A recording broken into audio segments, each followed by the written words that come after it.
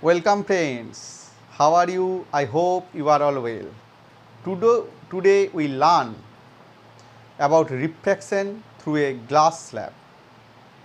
What is the relation between incidence and emergent ray? Will they parallel or intersecting each other or not? And then we can count for the lateral shift. What is the formula of lateral shift? So let us start. Suppose this is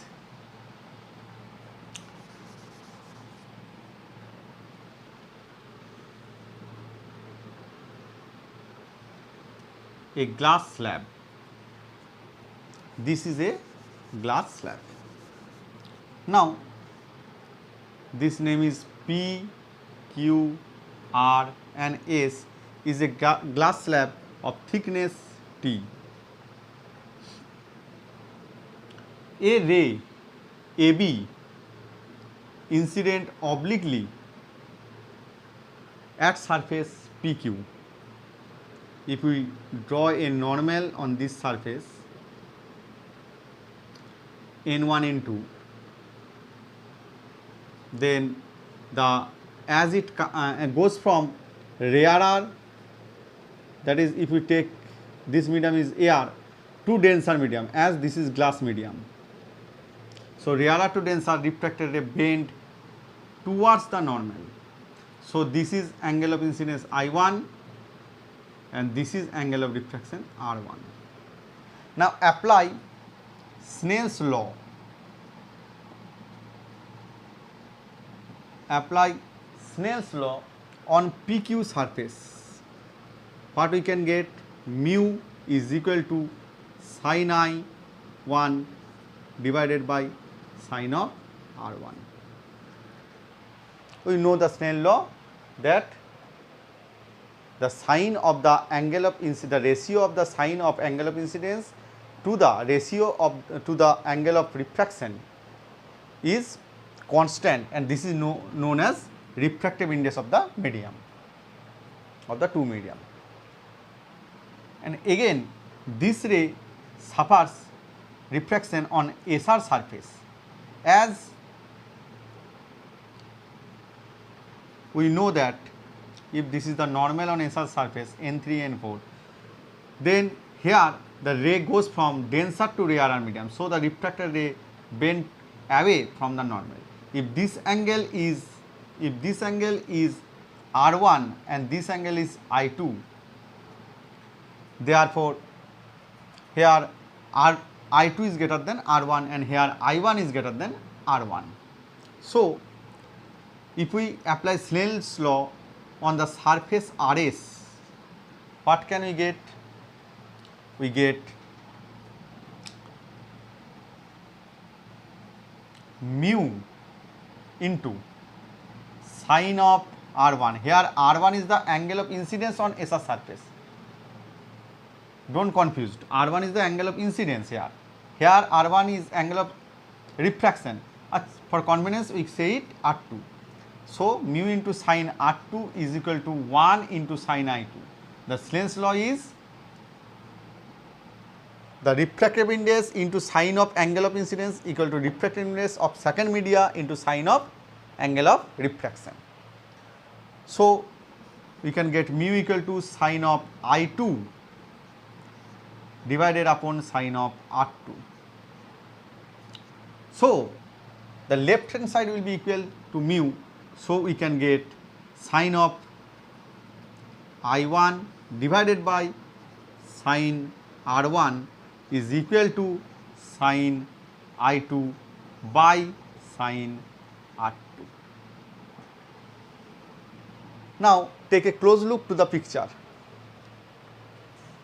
N1, N2 and N3, N4 are parallel. So R2 and N1 is alternate angle, as N1, N2 is parallel to N3, N4. So angle R1 equal to angle R2, as they are alternate angle. So if we take sine on both sides, we can get sine R1 is equal to sine of R2. Sin R1 we can get sin of R2. Now from this equation, if sin R1 is equal to sin R2, the denominator will be same, so the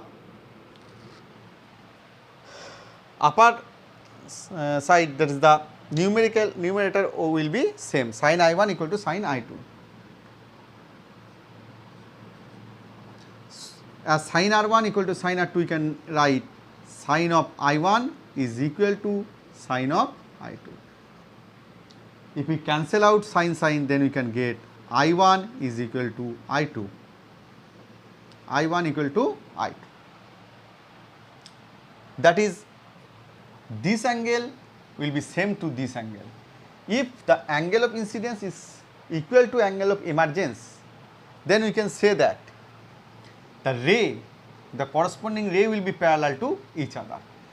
The ray AB, as I1 equal to I2, so we can say that the ray AB will be parallel to emergent ray AB if this point is C and D, the emergent ray CD. So we can see that when light goes through glass slab of refractive index of some unknown known refractive index, that is for glass it is take as 1.5. So when light ray goes or passes through glass slab, there will be no deviation of light ray, but there will be absolutely a lateral shift occur. What is lateral shift? What is lateral shift? I hope you understand this. Please write down in your copy. Now we can calculate the lateral shift.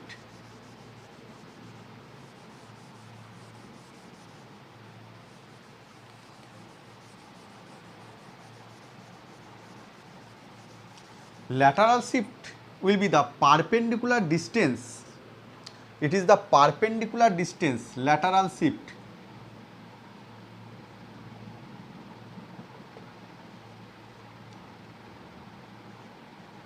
perpendicular distance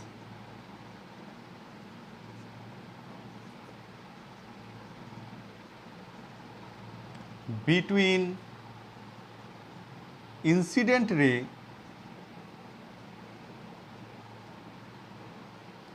and emergent ray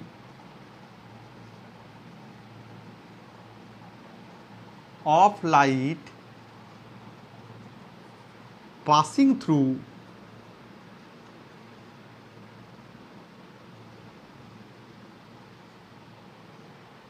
a refracting surface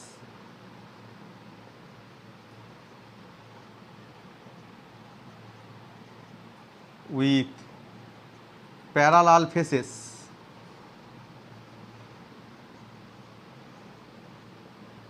This is the definition of lateral shift.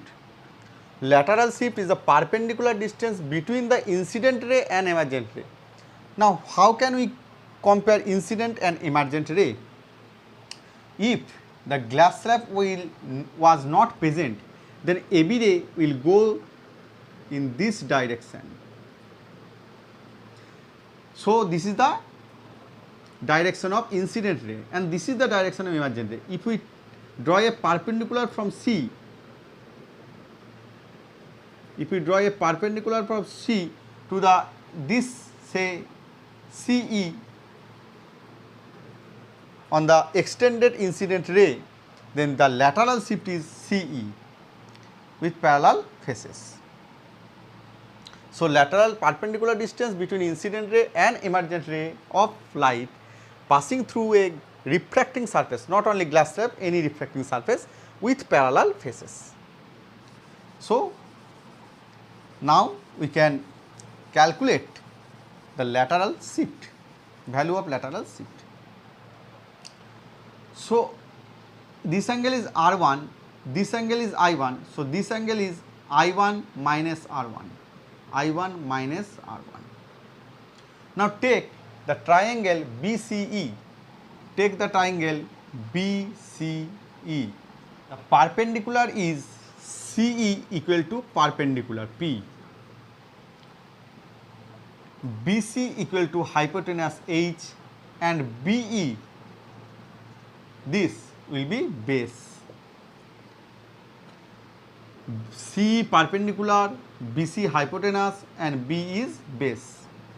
So if we take sine of I1 minus R1, that is perpendicular upon hypotenuse, we can get CE divided by BC, CE by BC. So we can get C is equal to BC sine I1 minus R1.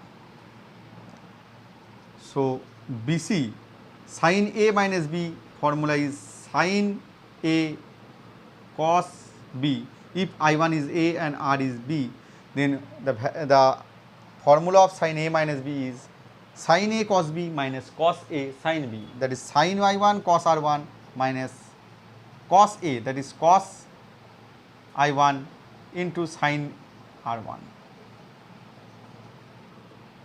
This is the value of C, but we cannot know the value of cos R1, sine I1 and cos I1. So we have to find out the value of cos R1. Now from triangle BC, if we take this point as F, then from triangle BCF,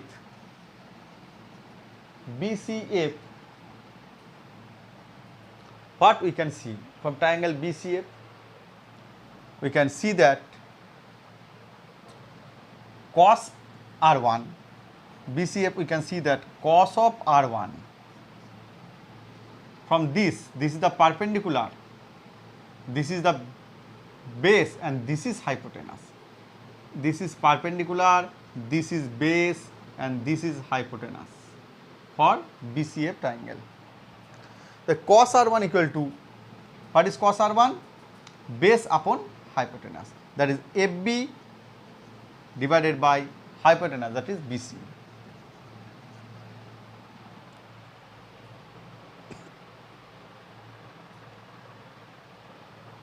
Cos R1 equal to FB by BC. Now what is FB? That is equal to thickness of the glass slab. We know it T, that is T upon BC. Therefore cos R1 equal to T by, cos R1 equal to T divided by BC. Then we can similarly write BC equal to T by cos R1 equal to T by BC. Then BC equal to T by cos R1. We can write it as BC equal to T by cos R1, T by cos R1. Now I remove this diagram as the space is not enough for the calculation. The diagram is now not so necessary, so we wipe out it. Now we can get the value of CE equal to, that is the lateral shift equal to T by cos R1 sin I1 cos R1 minus cos I1 sin R1. Now from Sled's law we can get mu is equal to sin I1 divided by sin R1, sin of R1. So we can get sin of R1 is equal to sin I1 divided by mu, sin R1 equal to sin I1 by mu. Therefore, what is the value of cos I1, cos R1? What is the value of cos R1? We can get the value of cos R1. We cannot need the value of cos R1, because if we take cos R1, inside this T, then if we take cos R1 this and this cos R1 and this cos 1 will be cancelled. So only sin I1 is here minus cos I1 sin R1 by cos R1. Sin I1 minus cos I1 sin R1 by cos R1. We can get sin R1 equal to sin I1 by mu. What is cos R1? Root under 1 minus sin square R1. Put the value of sin square R1. 1 minus sin square I1 by mu square.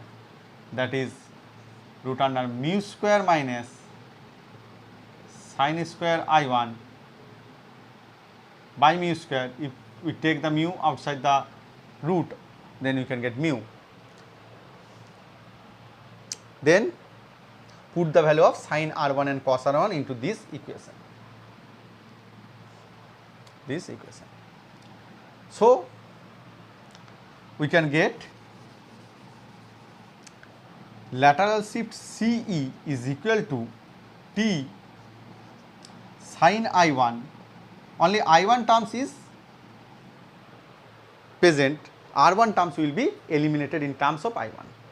So sin I1 minus cos I1, I say I1 terms will be present. Now sin R1 means sin I1 by mu, sin I1 divided by mu, and cos R1 is under root under mu square minus sin square I1 divided by mu. This mu will be cancelled.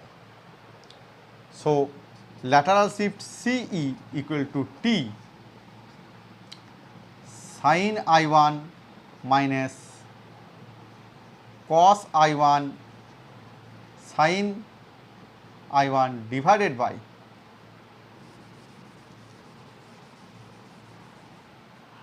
root under mu square minus sin square I1. If we take sin I1 is common in two sections, so we take it outside the bracket. T sin I1 1 minus cos I1 by root under mu square minus sin square I1. This is the final value of lateral shift T sin I1 1 minus cos I1 by mu square minus sin I1. Now what is the, इस formula को use करके हम लोग किसी भी problem को solve कर सकते हैं. Any problem will be solve from this equation. So this is the value of lateral shift through a glass slab. I hope you will understand this today's question and answer, and also the theory of glass slab. Next day we will discuss any other topics. Thank you.